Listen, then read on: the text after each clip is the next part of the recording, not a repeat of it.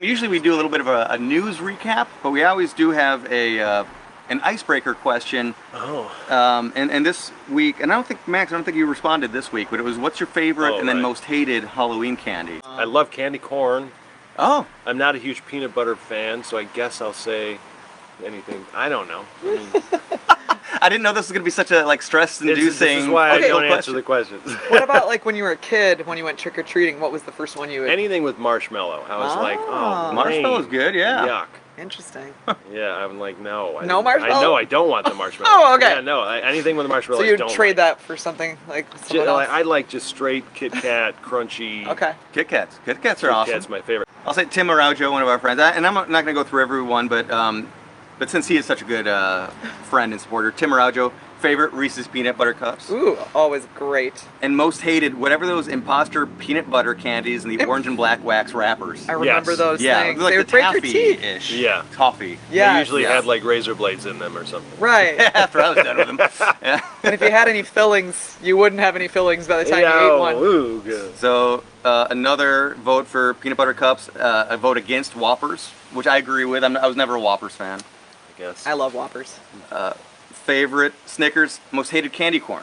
I know candy corn is a very polarizing one. It is. I love candy corn, man. I could never Me stop too, eating Max. it. Well, happy Halloween, both of you. Yeah. And I did not know you were going to say that. Wendy's a big candy corn fan. I am, and I get slack for it from people all the time. I'm opening it. There we go. Right in front of the microphone. Yep, exactly. You can hear the candy corn. When they're going to get that Ooh, great smell it immediately. ASMR satisfying sound of the candy corn hitting the ceramic bowl. It's going to be The scent of so the satisfying. kernels permeating. Oh, there it is. I have to give a shout out to Amelia Cotter, who, by the way, another vote for Reese's, so they're running away with it. Amelia Cotter has invited me to write a couple of articles for her website this month, and the first one went live this past Monday, so nice. Just had to check out ameliacotter.com. Katie Timm has a vote in here, pro Snickers, and interestingly, anti-Milky Way. I didn't know that, Mom. What the heck? They're so close. I love Milky Way. Yeah, I love Milky Way too. My mom has always been a Snickers fan. I did not know that you were going to pick candy corn, so I figured I'd cover my bases and get one of the variety packs. See, all those like three Musketeers I'm okay with, even though it has a little bit of a marshmallowy type of thing going. Oh yeah, the nougat. Oh, and dark Milky Way Midnight, so some dark chocolate Thank you, there. Scott. Twix are awesome. Any crunchy chocolate. We have a similar taste in candy, I think, because I love Twix also. We are in first off, an awesome location. Beautiful. We're in a beautifully historically haunted town in small town Wisconsin. We're going to get into local legends because Max grew up here. But before we really get into that, Max has moved into a new home, which is where we are. So I have to give him our... Ghost Pines, the house wine. There it is. A bottle of Ghost Pines. That was our house wine when we lived together in a haunted house in the West Adams neighborhood of Los Angeles. Yeah. And we always had at least a bottle of that on hand. Nice, Thanks to Max. thanks, guys. That's great. Very appropriate. Cheers. Cheers. I shouldn't candy and wine. Isn't this great? You know, you can really feel appreciative that you are a grown-up when you leave the grocery store with a bag of just wine and candy. Yeah. I can do anything! I can do whatever I want. Yeah. So not only are you from small town Wisconsin, Wendy is from a smaller suburb north of Milwaukee. So I'm really excited to see what kind of stories you both grew up with. You got about 60 miles in between you, so maybe there's no overlap.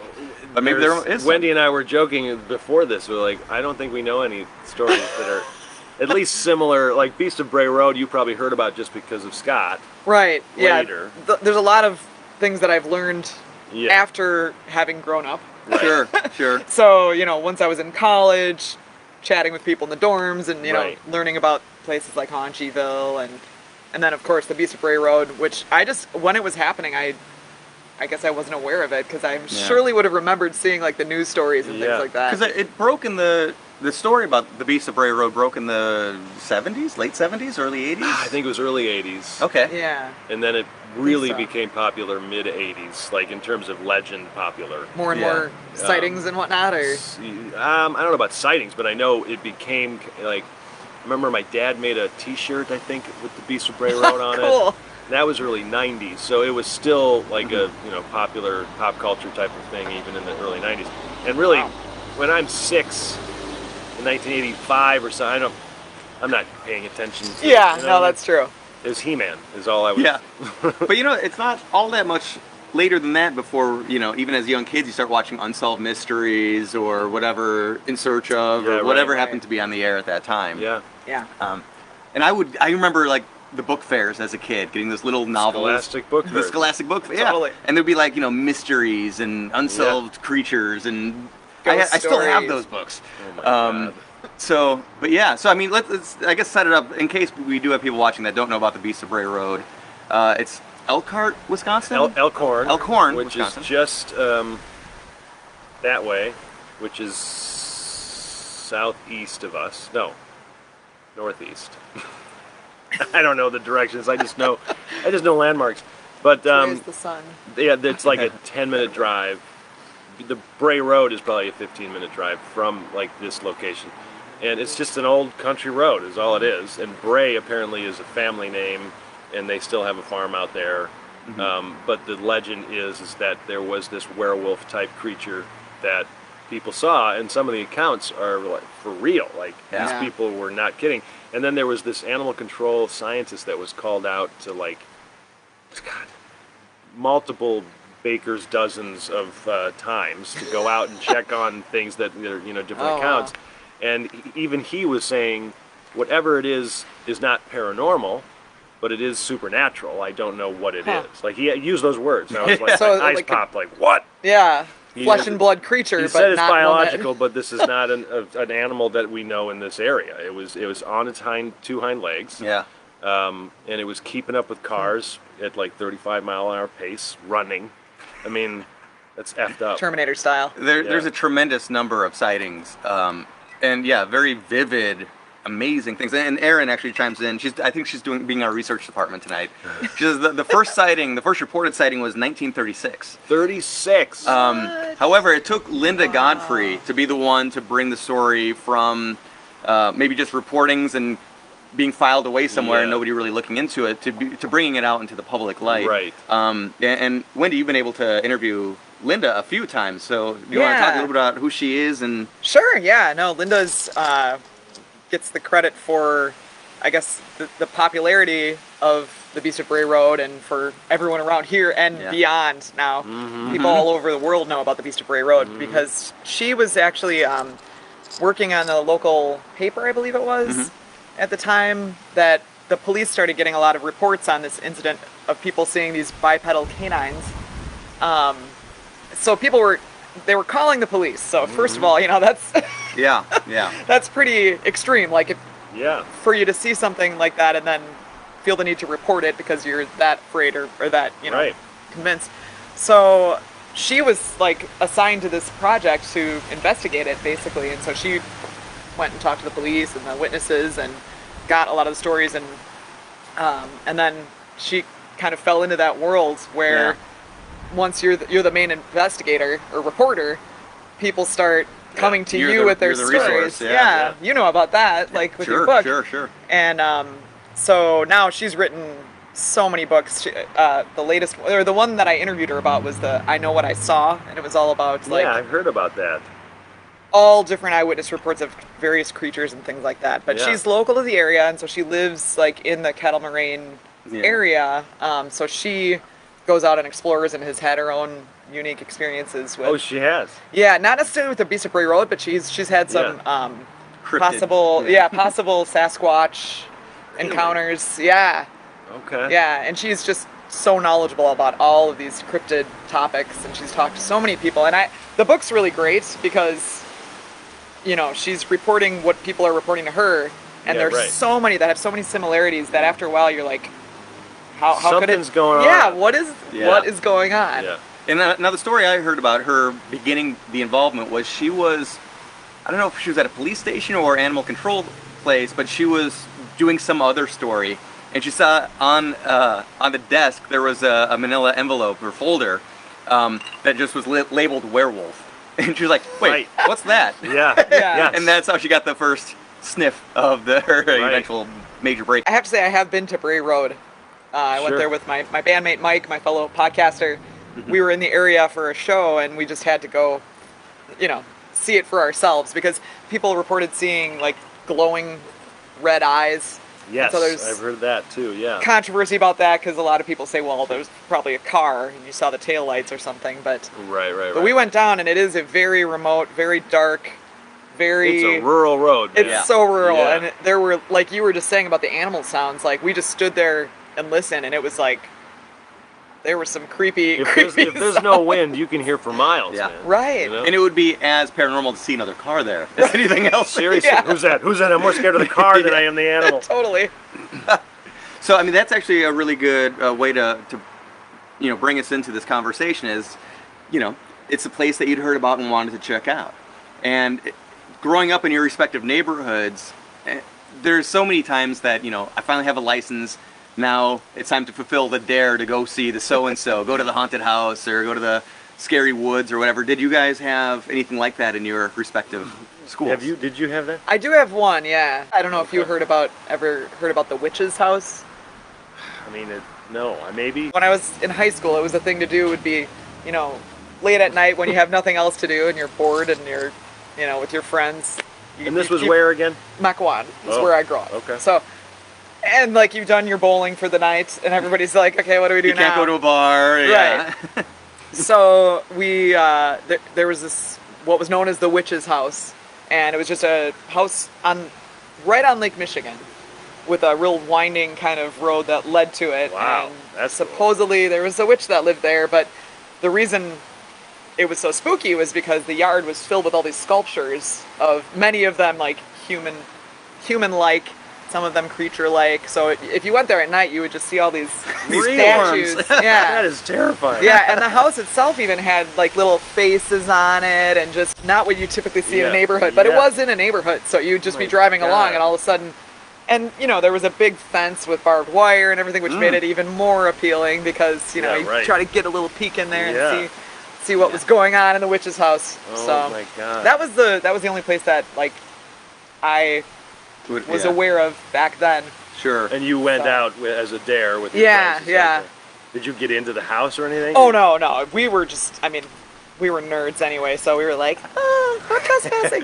But still, it was like, it was enough to get close to it, and then maybe somebody would jump out and kind of peek over the fence and just like report back what they saw, or Yeah. just see whatever you could see. Okay. So, and just being there and knowing it's naughty, you're not supposed to be Oh, there. for sure. I did a lot of that pre-high school. I mean, Yeah.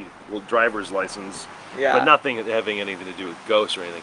But St. Kilian's, it was a church out on the outskirts of Lake Geneva, which is probably about, I guess it'd be about a 35-minute drive, because once you get out to where you were supposed to start driving toward it, it was another 15 minutes down just country roads, Wow. out in the middle of fields. I mean, you've been there. Mm-hmm.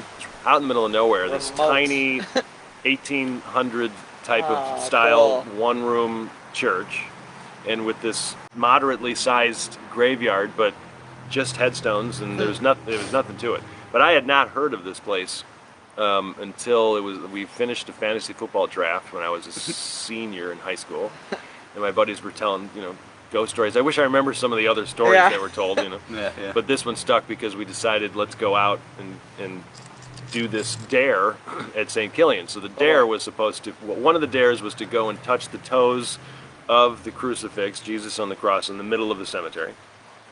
And then the other one was to go into the church and go and touch the altar Oh, wow. in the church. Oh man. Wow. And so And then the third one is to sacrifice a goat upon it.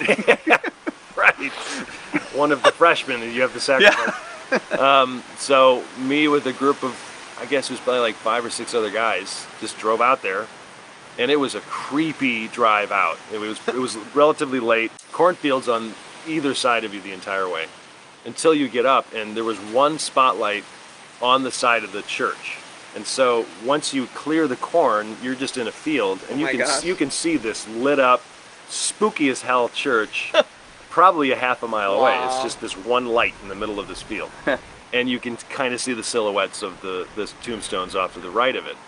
And it was up on a little bit of a ledge, like if the street's level here, there was like this ledge, and then the church was up above just a little bit, like 5 feet up. And so we drive by, and we're in my buddy's minivan, and we drive by, and he doesn't want to stop. He's just like, we're all kind of like, I don't know if we want to get out. Yeah. You know, we were all brave before we got here. Really looking creepy. So he does this U-turn at the T, intersection just around the corner.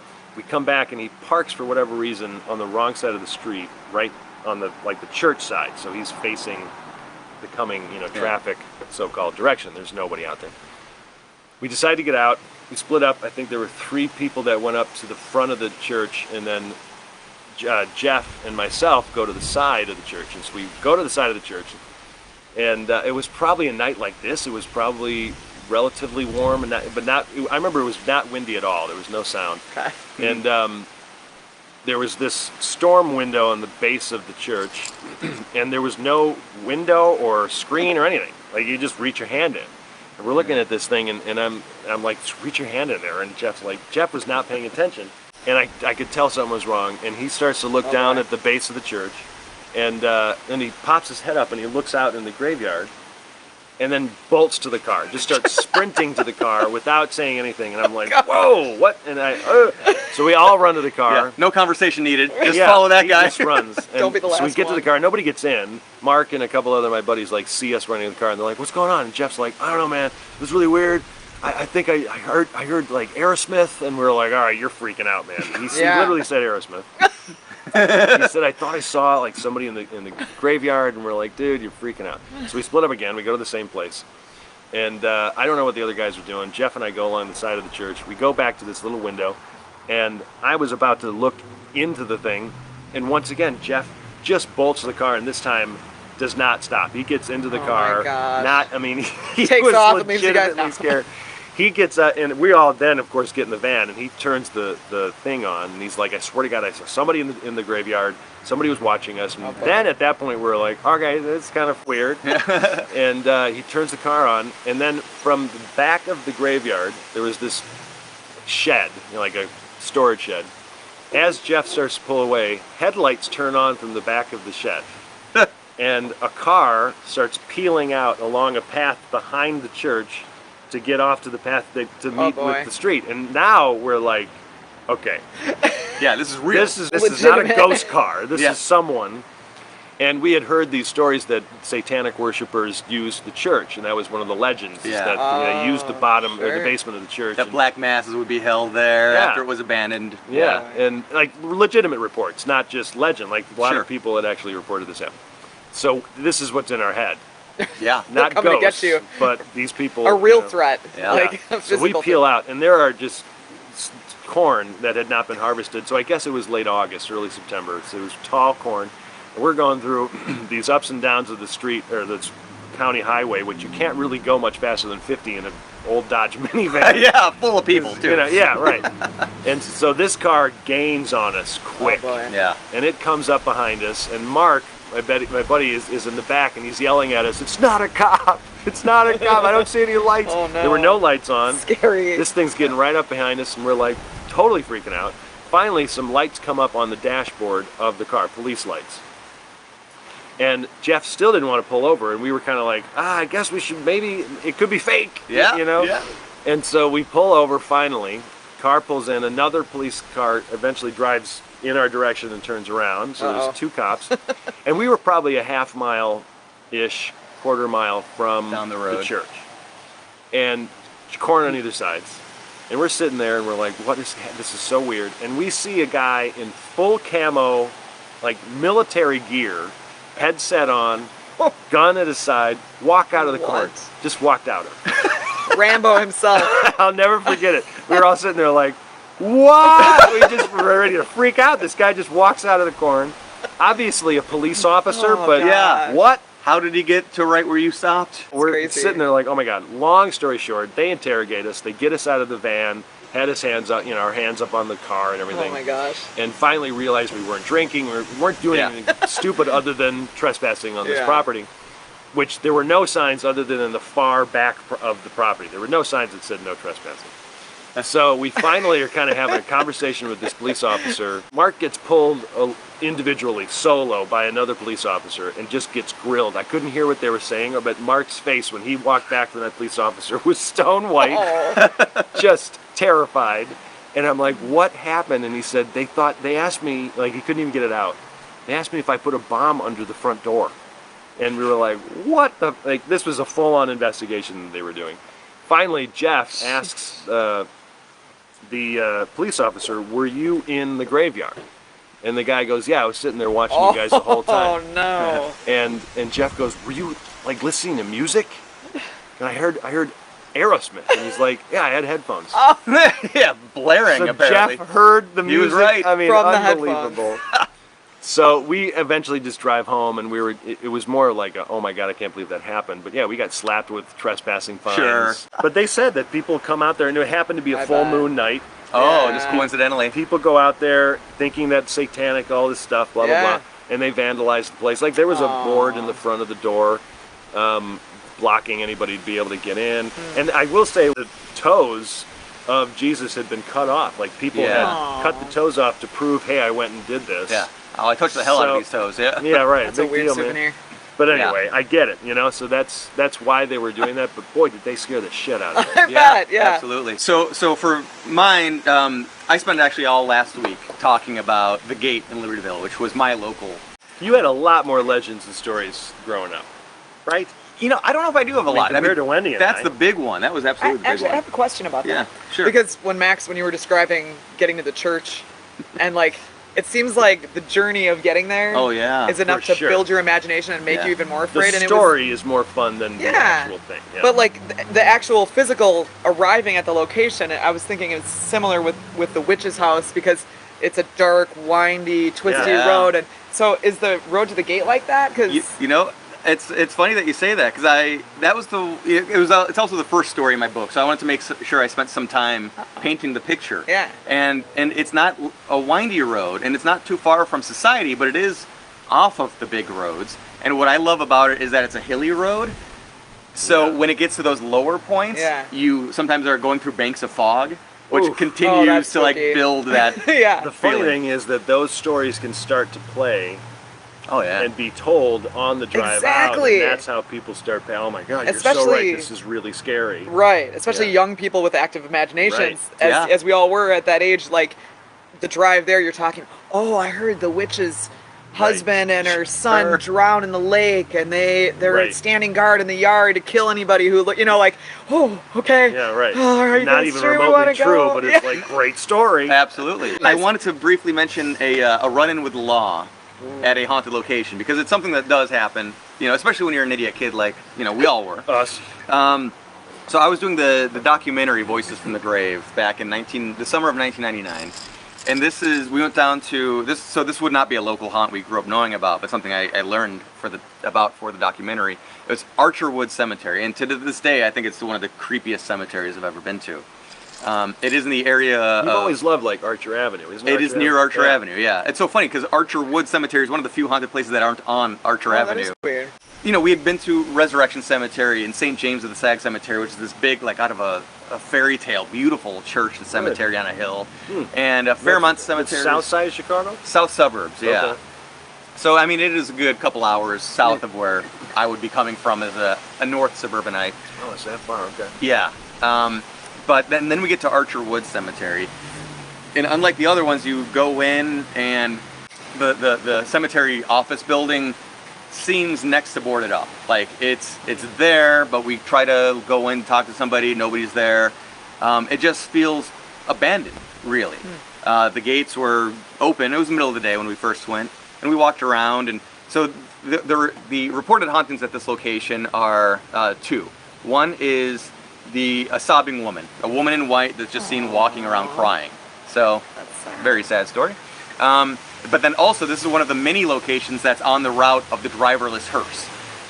Where That's cool. I was going to bring up this driverless hearse thing. It's like a horse-drawn carriage kind of thing. Yeah, it's a horse-drawn hearse. As people describe it, it's black oak with huge windows on the side, drawn by two horses. There is no driver at the helm. But you actually see the horses. It's not, There are two horses. Yeah. And apparently you hear, before you ever see anything, you hear the clumping and the sometimes rickety. it kind of flies and it doesn't even really hit the ground. I don't think so. Or am I dreaming? That sounds cool though. That sounds like a based on folklore, like a Disney movie or something. Like right, you see it just like I could picture it. But you hear the huffing and puffing of the horses breathing and the rattling of the harnesses and the rickety hearse. And people apparently have been so surprised by this thing just appearing that it'll pass right next to them and they'll be able to see into these windows on the side and see the coffin of a child-sized coffin. Oh no! And apparently there's a light that emits from the coffin and also from the horses' foreheads.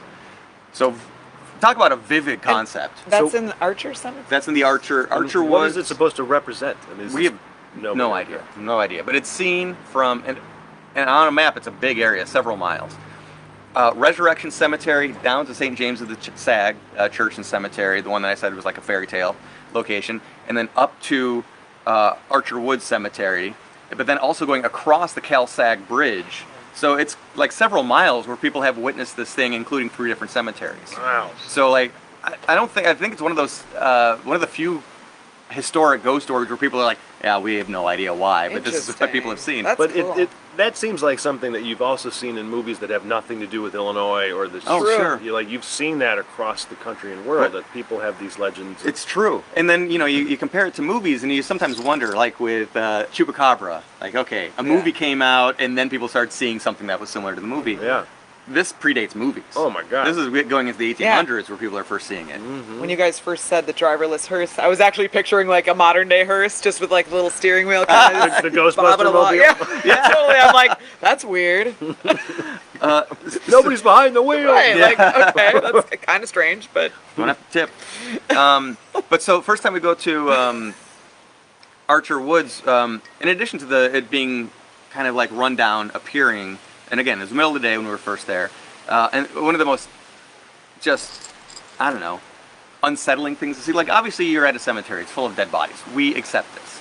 We accept that there's a reality to our life coming to an end, and we're at a place that symbolizes it. Right.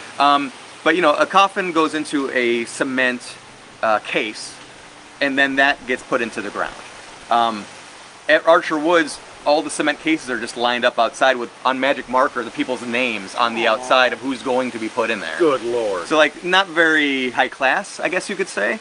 The other thing that was very odd was that we found... I saw my name. 3... The other thing that was kind of odd. Somebody with my same name, same exact birthday. But, Weird. We found, in the trees, stuffed animals and other random things hanging by nooses. In the graveyard? In the cemetery, yes. And we came across weird shrine type things where you couldn't quite tell if there was a grave there or not, but it seemed like there was no headstone, but there were altars. Is this a place that is just kind of nobody pays attention to it, so people come in here and do culty type stuff? We still don't really know the answer to that one. That's weird. But because we realized that this place is not being observed, we could probably get back in here at midnight. The gates will still be open, and we could probably look around. And so that's what this was 1999. 1999, yeah. So we do that. My partners, God bless them, Jason Jacobs, Jeff Lord, were terrified. They thought it was a good idea when the sun was out, but they did not want to go back. And I'm like, I want to get my shots. This is going to happen. So dedicated. So the deal I cut them was we're going to get out in the back of the cemetery. So we're going to go all the way back in so nobody could see if we're here.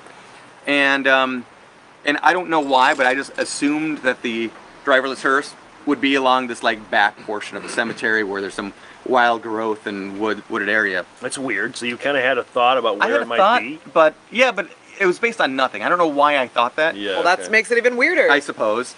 Yeah. But so the deal was we'd go back there, we would leave the car running with lights on and doors open, in case we had to make a mad dash. Quick exit. And I have a story about how that backfired in my own life, but anyway.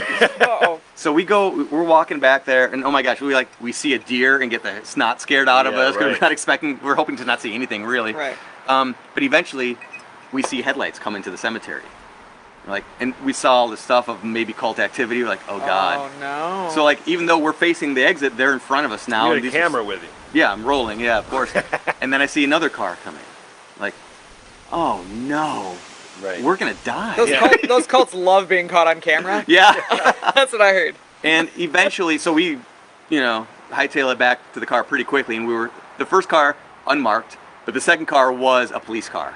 And it was like, oh, thank God, we're just going to get arrested. Yeah, right. We're only going to jail. And so they were playing bad cop with us. I mean, they were both, grilling us, that kind of a thing. Oh, so they stopped you guys. Oh, yeah. No, they were like, They thought you were the cult. You're cultist. trespassing. And basically our headlights shining out was the beacon to the neighbors to say somebody's back there. Oh my God. But they went from like really grilling us, like, what are you guys doing? They had our licenses and like, you guys are so far from home. What the hell are you doing out here in the middle of the night? Like, we're shooting a documentary about haunted Chicago. It's like, oh yeah, that's cool. No. Why did you say so? Fortunately, it was 1999, so like everybody wasn't doing it yet. Right. And so then they started telling us their own ghost stories about the area, and it was awesome. All of a sudden, I bet they had some good ones. I mean, they told stories about that location, be called out on distress calls. And one of their partners, unfortunately, wasn't one of them, so it wasn't a first-hand account. But they said being called out there, hearing somebody was complaining about noise coming from the cemetery. Like, that's a call you don't want to respond to. Right? And noise from it's supposed to be the quietest place on earth. Right. So one of the cops was just kind of walking around the cemetery, looking around with his flashlight and nothing. And then suddenly, a woman appears and runs past him screaming. And he just gets back in his car and gets on. Bye. So the sobbing woman was observed by this cop screaming at the top of her lungs. Oh my God. Yeah. That would have been a major I quit moment. Well, and that's the thing is, like, I know I've told you this before, but a lot of the times when we're at these paranormal locations, like, my fear is way more that I'm going to run into a person, some kind of an animal, usually person though. That's always my fear, because a lot of times that they're old, like, abandoned sites or old buildings or places in the, deep in the woods. Somebody where who's not mentally all there, or somebody who knows, like, oh, kids like to come here, let's scare them, Oh, sure. So it's like, okay, now we have to be worried about hopefully seeing something paranormal. Sure. But then maybe seeing a murderer. being frightened by someone who's not right, exactly. Yeah. So I'm going to grab one more bottle. Oh. I want Wendy to start to talk about Mary Buth.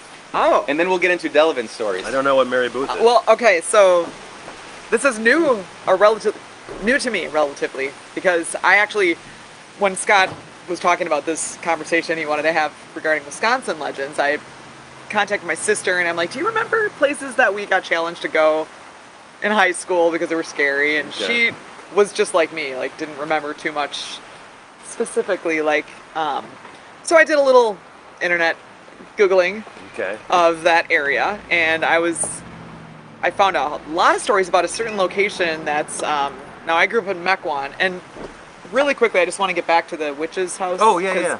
Because that was in Fox Point, which was, like, not too far from Mequon, so they're pretty close for us to go and take our little jaunt down there, But the witch's house, supposedly, I just wanted to mention this because there's an artist who was living there whose, like, parents originally bought the property, and she just created these sculptures, and I guess she just tolerated the rumors for her whole life. And it's now, she passed away, like, in 2001, but it's still, like, a site where people can go and visit the sculptures and whatnot. Yeah. To be the cause of rumors that exist, and you're like, oh well. And apparently, like, and kids would go, oh, look at that, my glass refilled. Kids would go, and not just nerds like us that would go and want to peep through, like, they would throw, like, things that are on fire in there, and do. But what I read online was that she would tell the police, like, just don't. It's okay, just don't do anything about it. It's wow. So and Mary Nohl. Mary Nohl, thank you. N-O-H-L. Thank you. Don't do anything about it because I'll eat them. So, but first I'll fatten them up with sweets. Right. And she just, there's nothing untoward that happened at that location or anything. It was just because of the weirdness of the sculptures. So not to ruin a fun legend, but most of them are. She's pretty, her art and everything is really well appreciated and respected now cool. in Milwaukee, and Oh. like they were looking at moving it to a different location, the sculpture garden and things like that. But it's still there, I guess. But yes, there's a place not too far from where you grew Yeah, up. so right? I hadn't heard the story, which is why when I found so many different records of it online, I was like, wow, how did I not know about this? Because it's in Germantown, which is just really close to where I grew up. And in fact, my ancestors were some of the first settlers in Germantown. go. So, yeah, the Staatses had a brewery there, and they had, there were some of the very first settlements were my people. Yeah. Funny. So when I saw the story, I was like, oh wow, hey, maybe someone related to me might have known this right. family. But anyway, the story goes that there's actually a road called Mary Booth Lane, and there's all kinds of stories about a certain farmhouse there that people would see ghosts. And it's interesting because people would see ghosts walking around inside the house, and they would see like a white light or a woman in white that was glowing in the yard of the house. So it was kind of like the inside ghost and the outside ghost, the dark and the light. And it just, there's tons and tons of stories that you can find online about it, and I had never heard of it Just before. about the one farmhouse. Yeah, which was, I think it was, it dated back to like the 1840s, I want to say. Yeah. On the drive down here, we were reading firsthand account after firsthand account, including people that would share their stories. And I mean, Of again, this farmhouse. the urban legends about it was like it was around during the Civil War era, and this nice woman would take in soldiers that needed to be mended and taken care of and nursed back to health until one of them stood her up on her wedding day, and then she took a hatchet to every soldier she could find. Yeah, it's so funny because the stories range from like this woman. There's the two ghosts. It's the woman and her mother. They range from like, oh, they just haunt the property because that's where they lived, to like, she fell in love with this soldier who stood her up, and so she murdered all the other soldiers until a farmer came in and shot her. Oh my God. And now she's not allowed in the house, and her makes mother. sense because not a whole lot of Civil War activity happened in Germantown, Wisconsin. Right. No. True. I mean, I will say though that the Stickney House, they would, which is in northern Illinois, Bull Valley, and it's an incredible location. I should probably do a full episode on that. But they were kind of famous because they built that house in 1856. So much of our haunted history is from the 1850s. I think even the church was built in 1856 at St. Kilian's. I think it was 56. Yeah. It was a good year. But they would building. regiments that were coming from further west, or pulling people down from Minnesota that were reporting to duty on the front lines on the East Coast. Okay. They would be put up at the Stickney House. Right. Interesting. So maybe places like Germantown, Okay, Wisconsin so as that's well. true. Sure, Yeah. Mike Huberty is watching. Hey! We did talk about St. Kilian's already, but I wanted to mention that to you. I forgot to mention it, actually. Yeah. That since Mike runs American Ghost Tours, American Ghost Walks, and has the Lake Geneva Ghost Tour, he says the location that people are always like trying to cue him in on, or they've got a hot tip of this place you got to learn about, it's St. Kilian's. Really? Yeah. It's the hot story. And apparently people get EVPs there all the time. Interesting. Now, when we visited, we didn't investigate. We just kind of walked Did around. investigate. It was late afternoon. It was really cold and rainy. It was like not a good day to hang out and just kind of like get a feel for the location. Plus, the church is gone now. It's leveled. Oh no! It's just a foundation. Oh. And there's just a big bell or something there in place, which is really creepy. Well, it makes me laugh. Oh, it's probably the bell from the top of the tower. It's right? still creepy though. That's good. Yeah. But it makes me laugh because I've read online, not only today, but also not long ago, somebody else sending me some article about St. Kilian's. People said they hear the phantom bell still ringing. Right. Remember that time I accidentally rang it really loud? Yes, you did. That's right.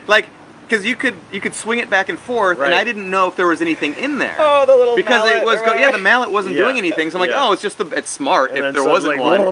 like, It must be like spring loaded. You get it to a certain point and it projects it. Right. Okay, let's get the hell out of my here. God. Don't ring no more. Yes, it does.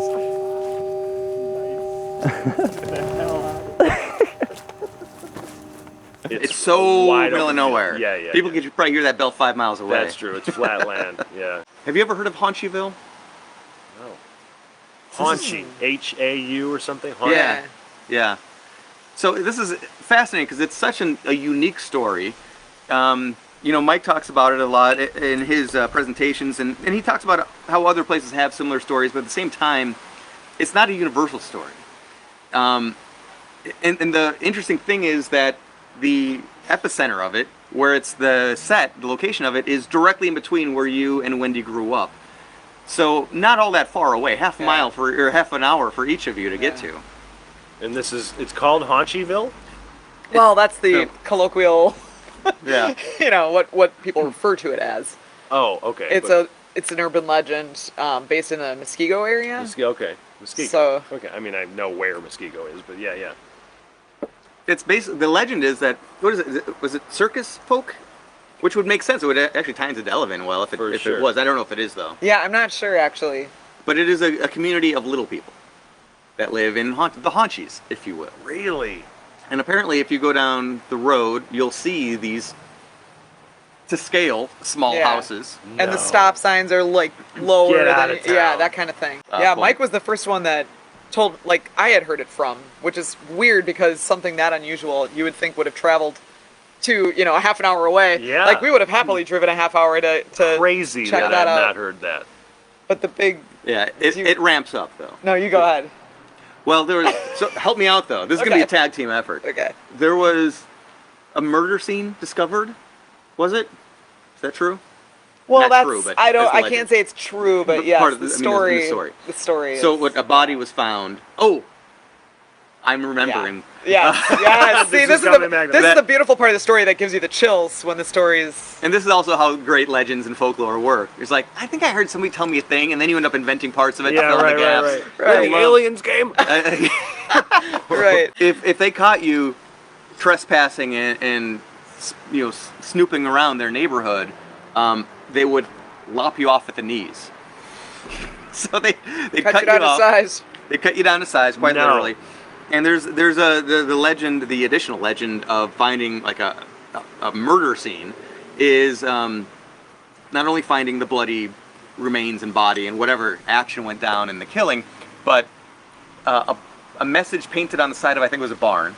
In my dream, it is. I want to hear you tell this first, and then I'll tell you what I. With written in blood, the phrase "the Haunchies made me do it." This is part of the legend that you read.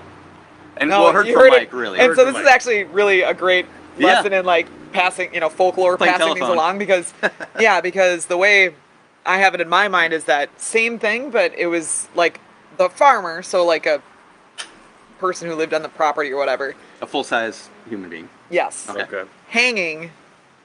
I thought there was a hanging involved. Okay. But with the Haunchies made me do it and blood written, but the little tiny footprints in a circle around his bot, like where he's hanging. So that's the little like he killed extra himself. Creepy.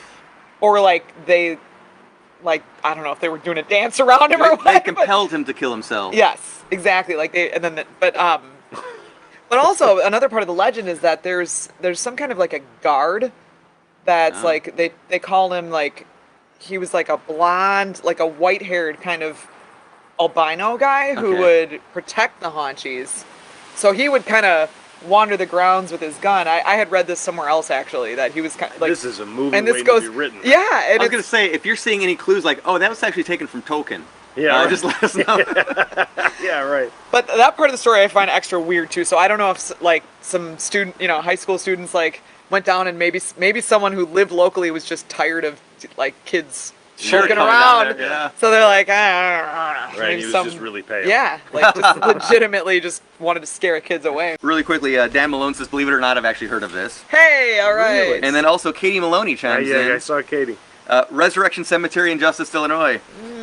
We just got done talking about that area, Katie. I don't know if you were in for that. The vanishing hitchhiker, blonde girl who wears a white party dress and carries a clutch purse. Details. Aww. I love the details. People claim they picked her up and she asks to be dropped off at the cemetery and then she vanishes. Katie does a great job recapping Resurrection Mary. It's awesome. She's a dance hall ghost.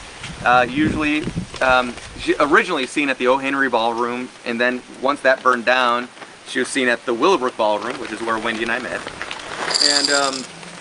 And yeah, people would sometimes report spending the entire night dancing with her, and just to be a polite gentleman, ask like, "Hey, can I offer you a ride home?" And she'll either vanish as they pass the cemetery, or she'll very cryptically ask someone to pull over and say, I need to leave here, and where I go you cannot follow.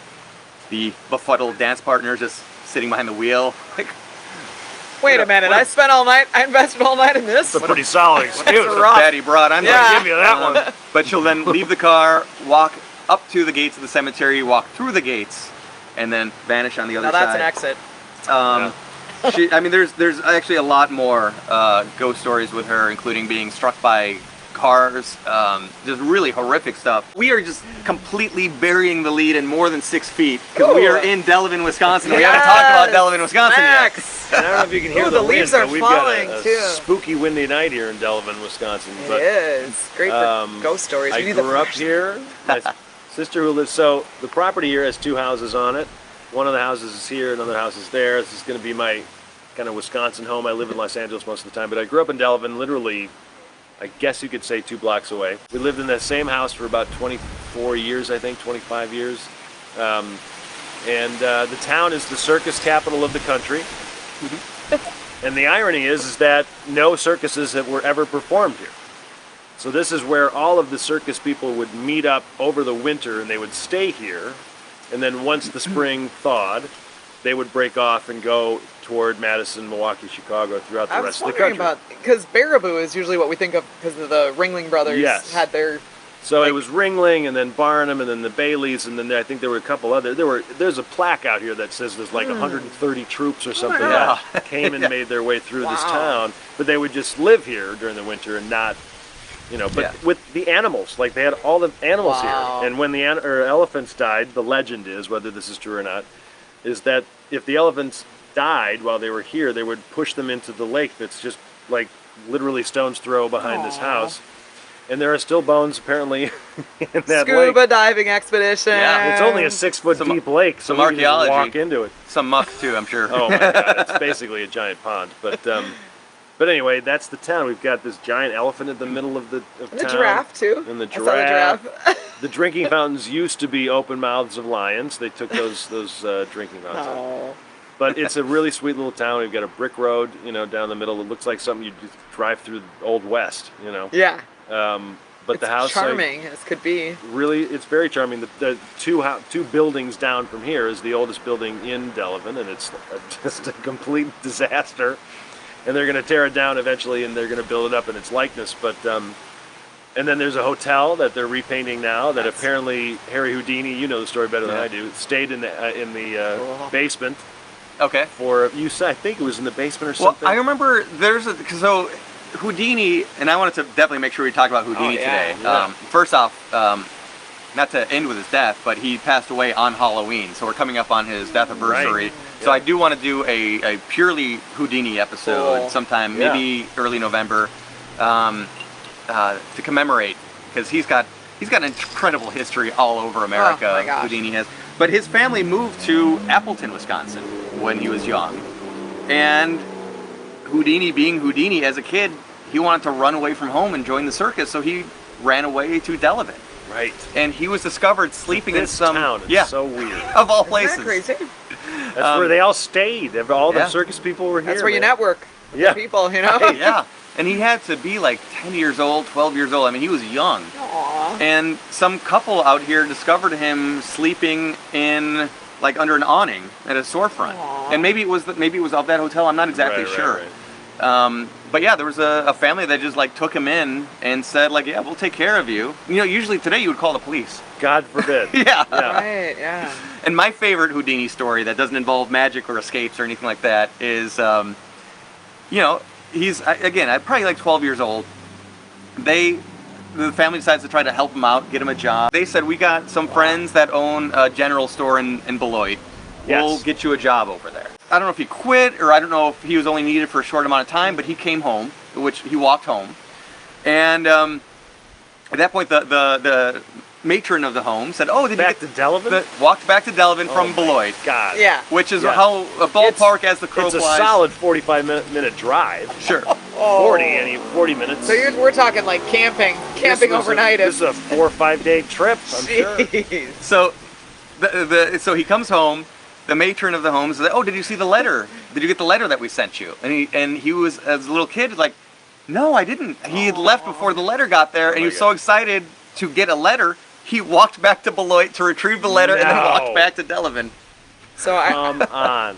So I think, I mean, as if we didn't already know it, like, that just cements Houdini as a stone cold badass. Yeah, right. Like, or completely obsessive. Yeah. Yes. I've got unfinished Dedicated, business. focused, let's Dedicated. say. It's a better word. Dedicated is a better word. Wild. That is intense. It's just... I remember also when I was came up here several years ago, the same day I think we went to St. Kilian's, we were just looking around through downtown, and speaking of that hotel that's just a half a block Kitty away, corner, yeah.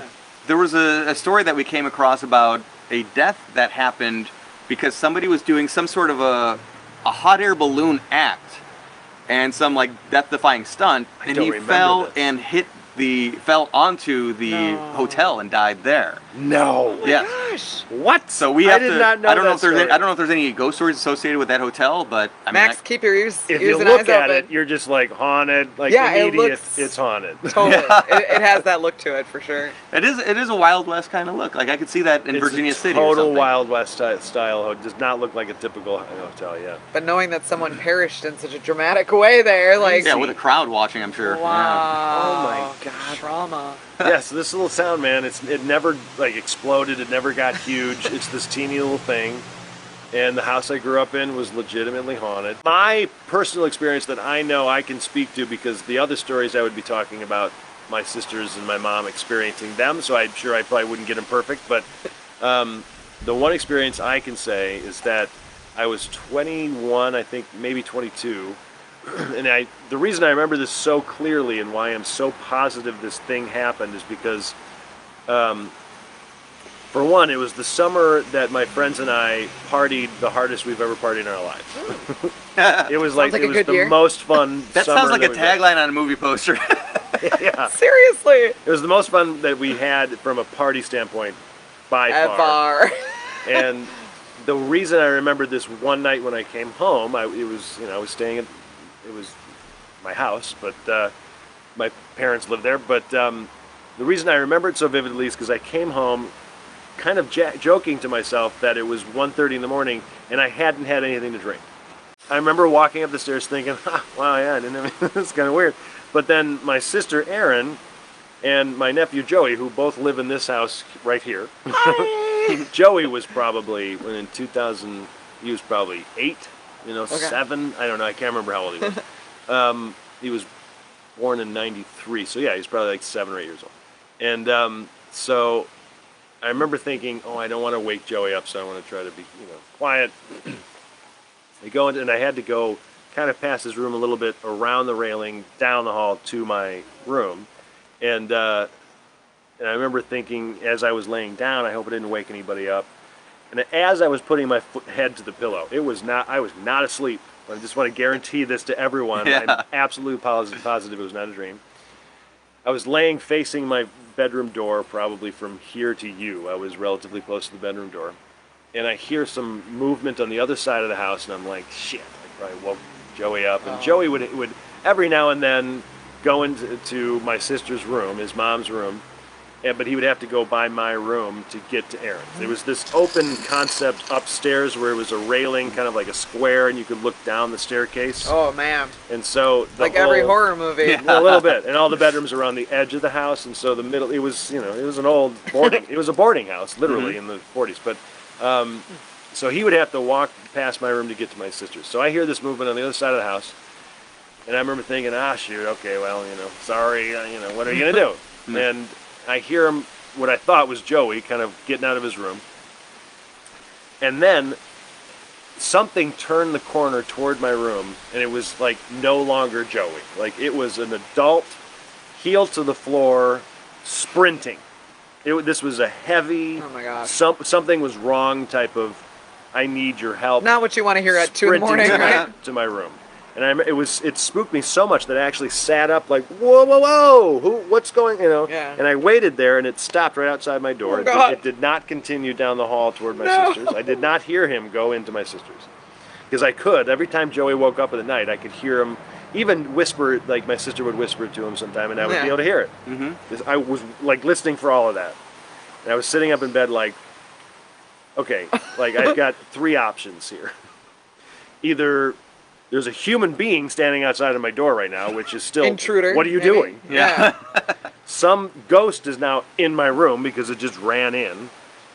Or it's Joey and he's sleepwalking and I don't understand why he's out. You know, I'm like, what? All these thoughts are going through my head.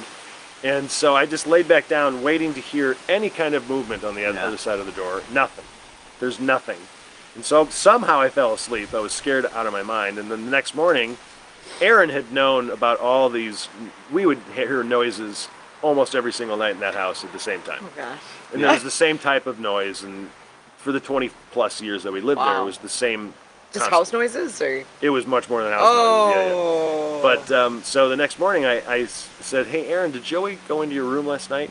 And she immediately goes, no, why? Like she wanted to know what the ghost story was. Of course, yeah. And so, no, Joey didn't go into my sister's room that night. So there was sprinting to my... That's my primary personal experience. I've heard plenty of things like people walk around upstairs and I knew nobody was home. I wanted to make sure we talked about the... Because it's not as dramatic, but again, sounds, marbles. I never heard the marbles. My sister, if you're still watching me, she may not be. Multiple. I have 3 older sisters. I know 2 of them heard them. I don't know if my sister Trina heard them. My mom I think, heard them. But it sounds like the type of sound if you had a bag of marbles that fell onto hardwood and the bag opened and the marbles spread across. Scattered, or if you had like Christmas lights you were dragging across hardwood floor. It was that kind of noise. Huh. I never heard that. But I heard people walking constantly, all the time. If you woke up in the middle of the night, and it was always, you know. And you just write it off like it's either a ghost or somebody going to the bathroom, you know. Yeah, you have a pretty big family, right? So I mean, there's 6 people total in the family, so it's like, well, this is the only way I'm going to go back to sleep is if I just say it's my dad. Right. Yeah. And so in our home in L.A., our haunted house that we lived in, did you ever any experience at all there? No, nothing memorable. There might have been a couple moments where I was like, that was kind of weird, but nothing that was me sitting up in bed like somebody's on the other side of the door. Sure. Yeah. I mean, it makes me think. It's not it's not as dramatic, but you know, I always deal with insomnia, so I'm always up late. Yeah, right. And sometimes I would, if I just could not, I knew it wasn't going to happen tonight, I'd go and watch TV in the living room. And everybody else is asleep. And I remember you would do this in the house in LA. Really? Yeah. And so I'd be laying on the couch still, like hoping I could fall asleep. But sometimes because it was 1909 or 1908 was when the house was built. And for LA, that's old. And right. For sure. And I would hear somebody walk down the staircase there, and I would be a little bit annoyed. Like, I think I remember really? you. Brownie even looked like. Reacted. I remember you saying Brownie even reacted once to hearing somebody walk. Because I would hear somebody come down and then there was a tiny little landing before the last 2 steps. Yeah. Would curve around. And I would wait to see who it was that came down. Because there was a bathroom upstairs too. So, like, why are you coming downstairs? Yeah, right. But then nobody would emerge and I wouldn't hear anybody go back up either. Like, what the hell was that? Yeah. Right. Dan has a Haunchyville report. Oh. A reporter for Haunchyville. Wait, a reporter for Haunchyville? The Haunchyville Times? We're here from the Haunchyville Times.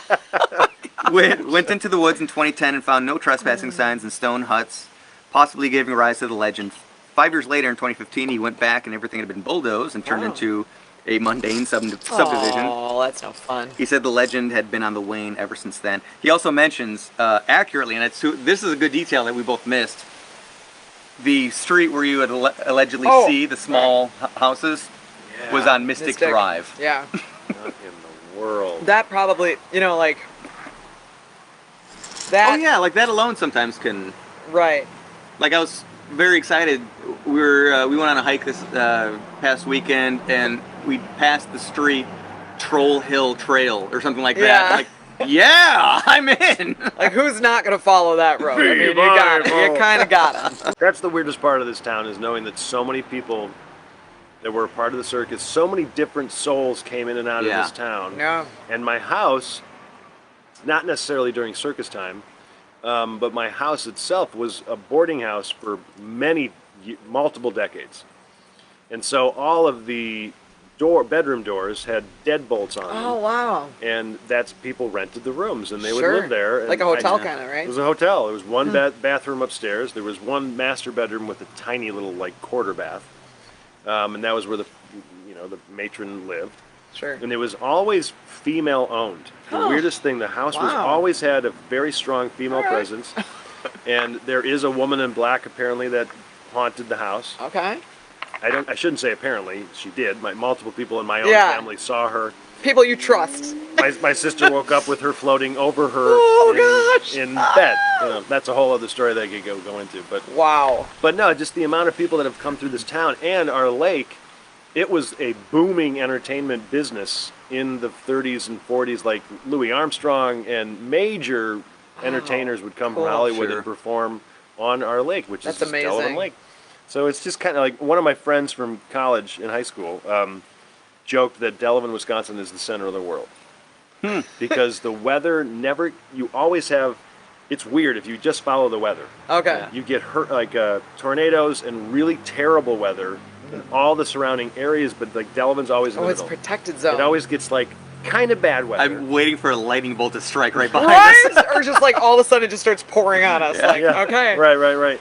But no, it's just weird things. Like it always feels, all the other towns around it, there's always something else that happens. Yeah. Delavan's just always been, This feels like a Neil Gaiman setting. yeah, right. Yeah. Yeah. We've got a question from Katie that I'd like to first send to Wendy. What? Oh. Because she asked if ghosts can actually make physical contact with you. Can you be touched by a ghost? Well, funny you should ask.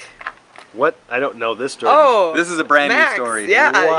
What? You were, the last time I saw you actually was Yeah. at the Maxwell Come on. Mansion. This story's from there? You didn't tell me this. It Yeah. happened after you left that same night, though. Well, as much as I'd love to have a ghostly experience like such as what you described at your old house or that type of thing, I don't really have much in that area. But when we were a few weeks ago, we were recording. Sunspot was recording a video at the Maxwell Mansion in Lake Geneva, and so Scott was Another one built. When was that one built? saying like 1856? mid, It's yeah. 56, something's up. Well, that's when everything in this area I'm gonna was. look it up. And then Max joined us to help with the paranormal investigation, Yeah, it was and it was really fun. It was. But we were. 1856. Come on! It's 1856. Yep. There are so many things that were built in 1856. Maybe that are that haunted. year. Maybe something happened A that year. that, spiritual like- year somehow. I Yeah. don't know. So we were filming one of the scenes for the video, and we were in the bar that was on the first level, Yeah. and like we had just finished filming the scene itself, and so Mike and I were talking at the bar, just kind of recapping where we were and what we had to do left, and Scott had just walked away, and he was actually sitting in the same room, but It's kind of like this, where there was like a little landing Yes. that was elevated. Right. Yeah. Yeah. But So I was I- behind Wendy. yeah, and I didn't realize that because I thought he had left the room to get some batteries or something like that. So Mike and I are standing there talking, and as we're talking, all of a sudden I felt something like Ring her doorbell. in my left gluteus maximus. I felt Come like on. it felt like a thumb going like this, like this. And we're talking, and so I just kind of went like that, and I had a sweater on that was like a long sweater, and I thought, Yeah. oh, maybe I swayed in the sweater. So I kind of I looked over and I tried to see if I could make it happen again, and I didn't say anything to Mike when it happened, and I just kind of okay. Yeah. And then I looked, and then I saw Scott way I'm back like, there. Hi, why are you looking at me so weird? Yeah. Because His arm is retracting. go gadget arm. Yeah. But yeah, so I had thought, initially I assumed Scott Sure. had returned to the room and he was coming up, just Yeah. Right. being cozy or whatever, and but no, That's I as smooth as that can Yeah. be. I was Not thumb. I turned around and I saw him way back there, and I was just kind of okay, and then Mike's like, what? And I was just I don't know, I think I felt something touch me, and he and Interesting. Scott Yeah. both had seen me react to it, when it happened, but it felt exactly like the pressure of a touch of a person. It didn't feel like The weird thing about touches like that is that your first thought is never ghost. No, of course. It's always like, what Human. the hell was that? And then Right. you start thinking about it, and you're like, okay, wait a minute, this doesn't make Yeah. any fucking sense. Sure. Yeah, when I saw that Scott wasn't near me, then I was like, the Maxwell Mansion. That's Yeah. where I got touched by a ghost. So, Katie? So, Katie, I think what Katie's asking is, like, Yeah. what about the choking? There's People more. claiming they can't sleep because the energy is actually choking thank them. goodness it wasn't that, Oh, my because goodness. it's funny because I always joke about, like, oh, if I ever have a ghost encounter, I hope it's like a really friendly ghost. Sure. But that's the kind of thing that, yeah, I don't know. What do you think about that? I believe a lot more in sleep paralysis than I do in those types of hauntings. Oh. Sure. Yeah. And Okay. because I've even had moments, I think everybody's had some type of moment where you're trying to get out of a dream and you can't scream. Yeah. And you're like, "Argh." Terrifying. And then you wake up and you're like, oh, you're relaxed. And I think it's like a minor portion of sleep paralysis, but a lot of people have very real episodes gosh. of sleep Oh paralysis. yeah. No. So sleep paralysis comes from stress primarily, and I know I've experienced it a lot. Like in Really? in bunches. Like when I first made the move to Hawaii. Speaking of stress. Here's the antidote. Right. It was like it was an exciting time, but it's also stressful. You've just like moved 5,000 miles away where Right. you don't know anybody. Yeah. And I had dreams for a couple of weeks when I first moved to Hawaii of like being back at my going away party and like longing for that. And I would eventually come out of that, but be in that sleep paralysis where I couldn't move, where I was Yeah. frozen. And so what happens on a biological standpoint is a chemical gets released in your brain when you fall asleep that paralyzes you. Otherwise, if you didn't do that, you'd be acting out your dreams. You'd be Right. physically moving Okay. because your brain perceives all of The your brain dreams to doesn't be know real. the difference. Yeah. So what happens if you, and again, I don't know why stress gums up the works, and where you can kind of consciously come back, but that paralysis is still happening. So that chemical is still paralyzing you. And also when you sleep, you take much smaller breaths. You don't need as much oxygen to Yeah, sustain yeah. yourself. So It makes me take a deep breath. you out. wake up, Yeah. you get scared because you can't move. What you want to do is gasp, but you don't Right. because your body can't quite do that Oh, yet. gosh. And that comes across as pressure on your chest. Right. So that's where the old hag syndrome comes from, Yeah. where you feel like there's somebody on your chest, Right. Pressing on you. against you. Yeah. Um, Anytime I Yeah. hear that in some kind of ghost investigation, like TV show or something, I'm like, don't believe you.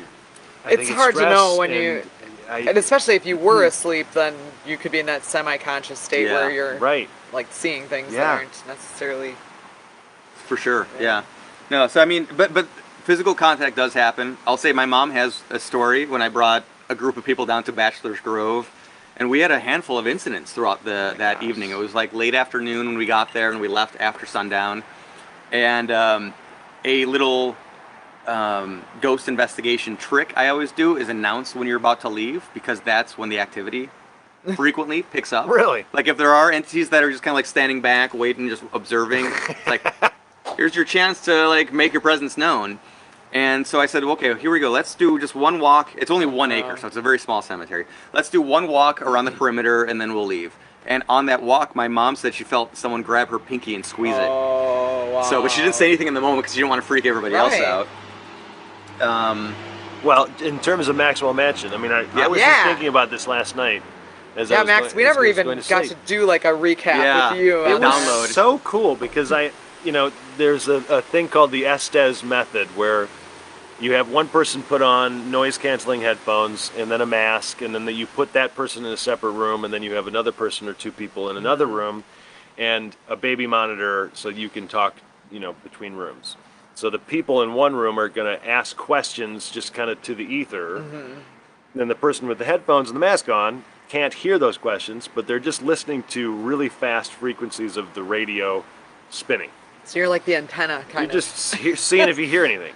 And I've seen that happen in multiple ghost investigation shows, Yeah. and I always thought, like, whatever, it's kind of neat, And then at Maxwell Mansion, we had two people do that while I was one of the people in the room, like just writing down What the they said. answers and asking the questions.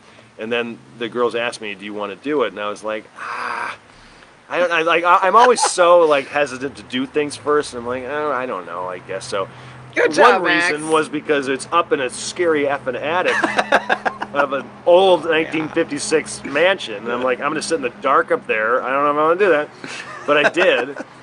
And I'd love to watch the video of it whenever you guys get that ready. Oh yeah, we're haven't doing seen all it the either. footage now. So So I was upstairs, and that was interesting. The main difference that I was noticing. So everybody watching, we had 2 people do this method of listening and blah blah blah first, and it seemed like they were only just rattling off numbers. Random It was things. constant Oh. numbers they were talking. 9, 12, 11, 7. Like they just kept saying it, and then just little random questions wait, sorry, but and answers. did anybody put those in the lottery that week? Yeah. We did not. Oh darn. We did not. No, I didn't even think of that. But so it was both of those people who did it before me. A lot of numbers and just nothing really concrete in terms of like back and forth actual words. And so I went in thinking, I don't know, man. I'm just gonna, I guess, say what I think I hear. Yeah. I had nothing preconceived in my head, and that's what I was thinking about last night. Where the biggest moment that really blew me away was when we moved rooms down to the basement of the Maxwell Mansion, and the 2 people in the other room, I could not hear what the questions that they were asking. I had no idea. I was just listening. And by the second time I did it, I was like, all right, I'm really going to listen hard to see if I can piece these things together. And I started to get better at listening, because a lot of people who do it, they just, if they hear something like, oh, I'm going to say that, as opposed to just, hold on, what is it really saying? And so I just kind of kept listening, and I had nothing in my head like, I'm going to make sure I say this. Sure. It was like I'm just hearing it. And so I heard a voice, and this is over multiple streams of the radio, say he had a beautiful face. Oh my god. That's so It awesome. was multiple words, and I remember as Yeah. I was saying it, I was like, he had what? I can't believe I'm saying this. What? That's why I'd love to see the video. Like, what? Oh yeah, we gotta. Well, Had a beautiful face. I heard him say this, and then after that, until shot. It was shortly after that, until shot, and that's when I was like, oh my god. Time to go. I did not plan to say that. There were some really interesting things that came out that I didn't know was interesting according to what they were asking, but it was really fun. I'm That's like, cool. this is kind of cool. I can hear what they're piecing together. I know Allison. 'Cause I saw Allison since you saw her last, and she's still blown away by your success rate. Like she's like, anytime he wants to do an investigation again, he is the beacon that we need to my use. God. But I know something about like a portrait is what really blew her away. Like she was talking about an image, and you were somehow answering her questions that were very accurate. I don't even know if you know about that stuff. She yet. didn't they didn't get into the my questions gosh. they asked. They just said we were connecting pretty well. And so I have no idea what I was answering to them. That's and awesome. it wasn't really like me being a channel. It was just I'm listening to what things are saying. And it became a little bit more obvious by the time we got into the basement. That session was a little clearer in terms of what I was hearing. Yeah, Sure. it's like it took you a little time to get warmed There was up to that, it, but I kind think the attic was just not really rocking. Like there just wasn't much going on up there, which I can't believe because it's scary as really scary. Thank you for tuning in. Thanks so much for watching. Max, thanks for having us. Scott, Cheers. thanks for having us. See You on the Other Side podcast is always doing fun things. Anything to plug there? Well, we're doing our countdown to Halloween and the special Sunspot video that'll be coming out at the end of the month. Oh yeah, shot at the Maxwell That's Mansion. the Maxwell Yes, Mansion video. you can Nice. see footage from our very investigation that we were just talking about. Yes. Nice. But we'll be talking about Halloween traditions around the world and just some other fun, our favorite season kind of stuff. Yeah. Because Halloween is a very American holiday, right? Like a lot of other countries they don't. It's starting to get out there, but it's Yeah. very slowly getting out there. I mean, I think Ireland, really, the Celts, weren't they part of starting The it? UK, I mean, All you guys, Hallows I'll let Eve. you guys handle it on the See You on the Other Side Yeah, podcast. right. But I do know, like, somebody that we need to have on our show is Melissa Carlson, who is somebody that's part of a team bringing Halloween to China. Come on. I mean, it's just awesome. And also finding out, like, boy, what we find scary in America doesn't match. And some of the most terrifying things to them are mundane things to us. So it's really unique. Some scares are not just human experiences. They're like They're They're not cultural. universal. I love that. Halloween missionaries. Yeah, indeed. But we will be back with the Fantastic Story Society. We do have T. Krulos coming. He is a great, I keep saying Michigan, Milwaukee writer, researcher, and he's been doing crazy stuff like going to flat Earth conferences and dealing with right. all sorts of like bizarre, Preppers and all that kind of stuff. So we're very excited about that, and we're trying to get a lot of other really fun people. We're going to do an episode on aliens, specifically an alien interview that happened, I guess, between a nurse and the alien from Roswell, based on apparently true story, but we'll talk about that in November. Yes, we will. Yeah. But we'll have more before then as well. But thank you everybody for watching, and thank you everybody for that was chatting with us. This was a long one, but Katie, Felicity, so many people, Aaron. Oh my gosh. Yes. So great. Hi, Thanks everybody. for the candy corn, Scott. Hey, candy corn. That was the first candy corn of the year. Yeah, there we go. Very fresh. It's officially Halloween season. All right, everybody. Happy Halloween. Cheers.